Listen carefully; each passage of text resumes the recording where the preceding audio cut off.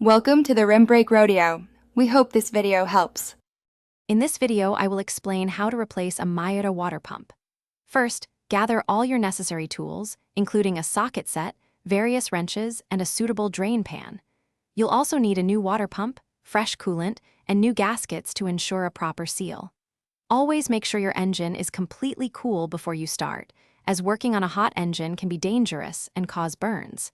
This preparation ensures a smooth and safe replacement process.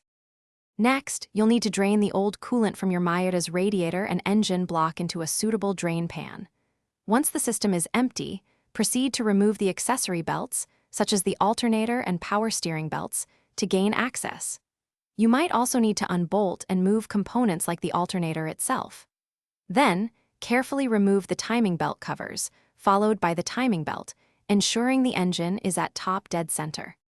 With the old pump removed, thoroughly clean the engine block's mounting surface to ensure a perfect seal for the new pump.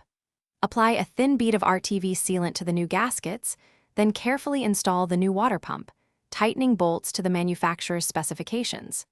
Next, meticulously reinstall the timing belt, paying close attention to its tension and alignment marks to maintain proper engine timing.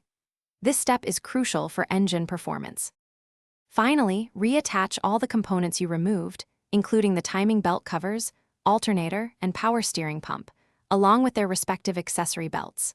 Once everything is securely in place, refill your Miata's cooling system with the appropriate type and amount of coolant, then bleed any air from the system.